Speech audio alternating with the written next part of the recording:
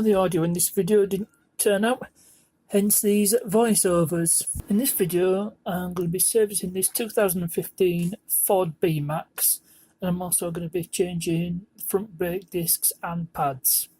First thing we need to do is take off the oil cap and then pull off the engine cover so we've got access to the fuel filter.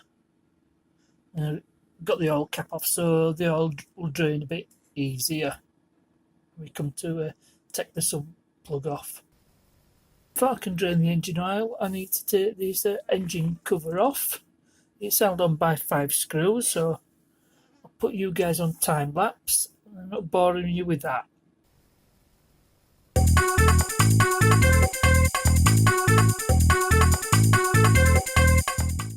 With the cover off, I can now take off the sump plug. It's 21mm, so I'll get it loosened and got my trusty washing up bowl ready, and I'm holding it up. I don't want to repeat of what happened with the Citroen because the wind seems to be getting up a bit.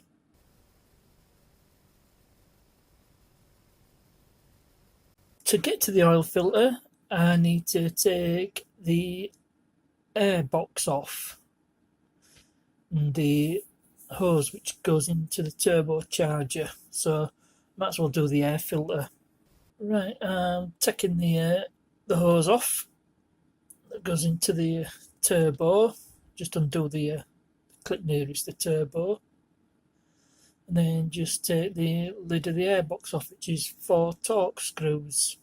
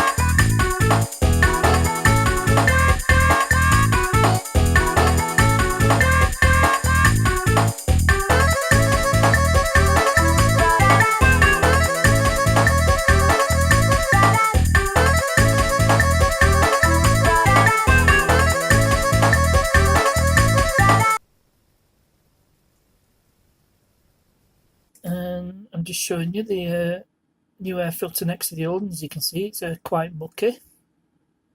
Should be done every year as part of the annual service. Now, even with the air box lid and section of hose off, there's still not enough room to get in with my ratchet. But there's this plastic bit which is bolted onto the turbo, so I'll get it on board, and that should give me a bit more room to play with.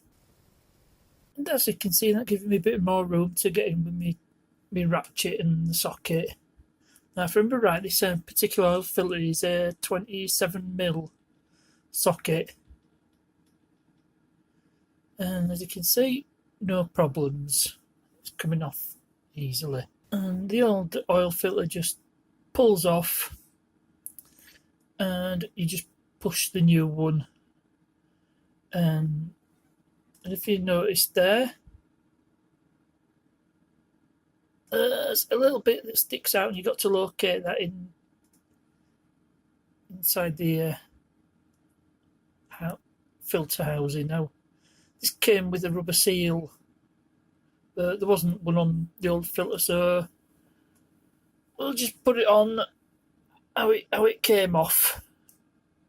It was a bit of a struggle to get the peg lined up, but well, I got there in the end. The next job is the fuel filter, but before I can get to it, there's a bracket that has to come off.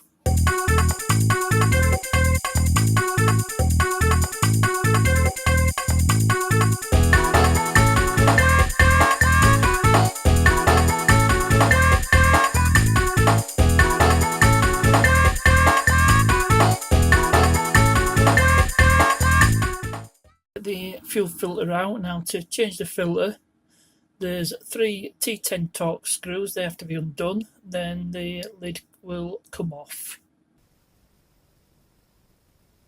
It was a bit of a struggle, and I ended up having to drain the filter out, but I managed to suss it out in the end. We've got the new filter here, so it's just a matter of putting the lid on the new filter, and then it can all go back together. I've got everything all buttoned up, so the last job on the service is to put the oil in. I'm using the Miller's Long Life 5W30, which is the correct oil for this engine. I think it'll take about 4 litres. I just put a few litres in, and then just keep checking the level on the dipstick as I go along.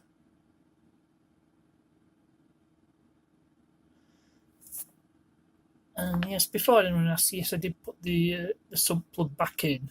Alright, time for the moment of truth.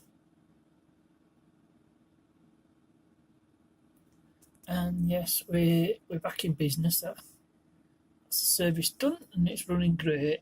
To do, and that's to change the pollen filter. So I need to take the side panel off, which is a T30 Torx screw. Then there's 4 more Torx screws for the lid for the pollen filter. It wasn't too bad getting the pollen filter out, and that looks to be the original one. I'll just get the new one out, and we'll compare them side by side.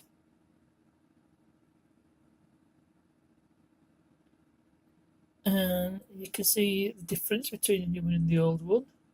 Should be changed every year as part of the annual service. Now on this car, the airflow goes from front to back, so just need to make sure we get the pollen filter lined up correctly.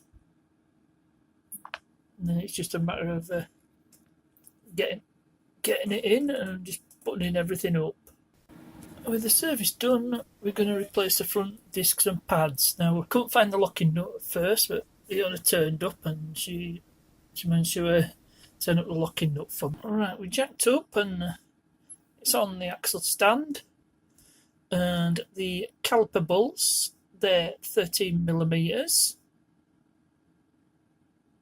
And the caliper carrier bolts are 15mm. As you can see, there's hardly any meat left on the pads, so they definitely needed changing.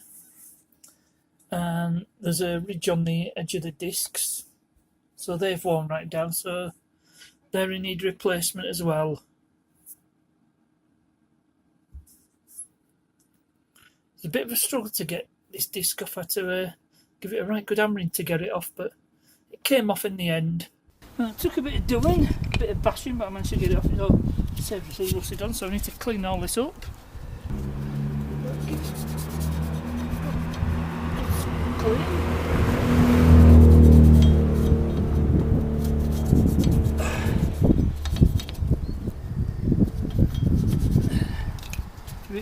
It's got the brake cleaner.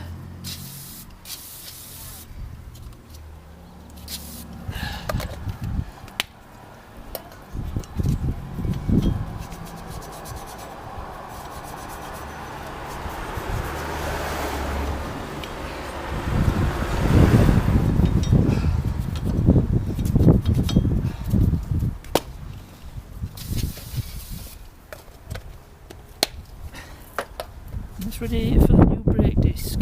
I have a new brake disc here, so let's get it out of the wrapper.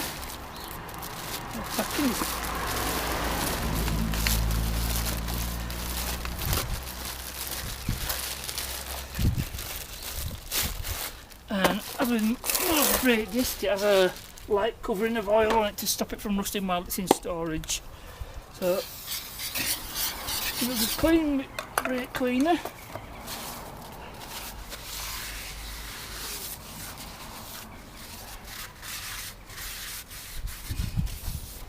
See, See the muck it's picked up already. Turn it over and do it on the other side.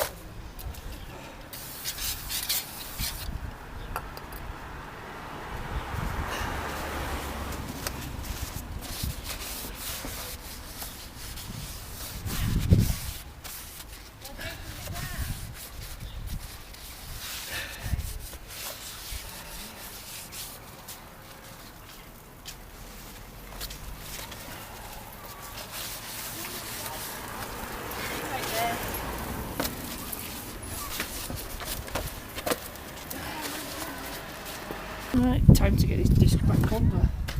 Give it a bit of a white grease.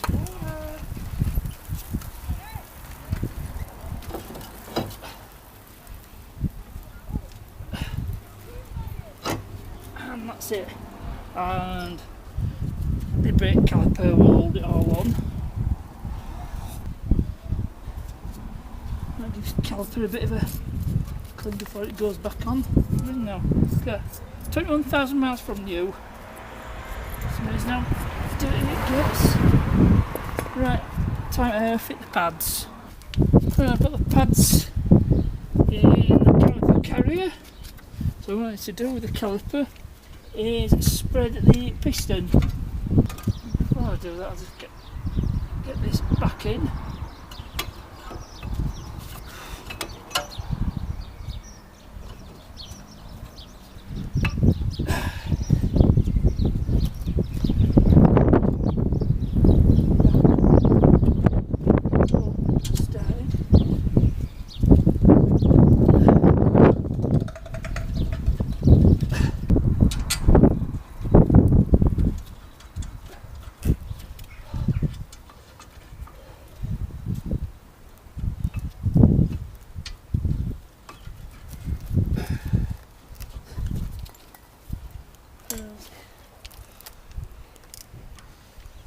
This.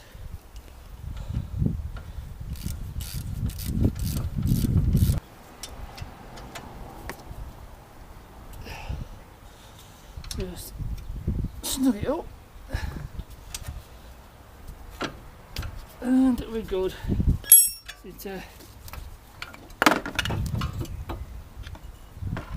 Push this caliper out of it.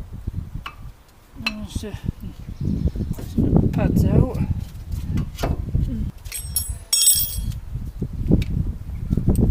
I'll try these spreaders again. Right, so that's it for this side. I'm not same on the other side, rinse and repeat, and that's the pads and discs done.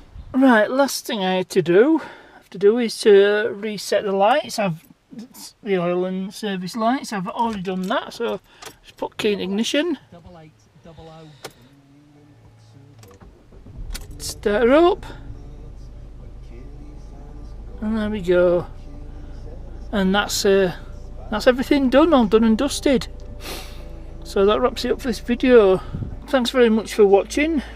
Remember to like and subscribe.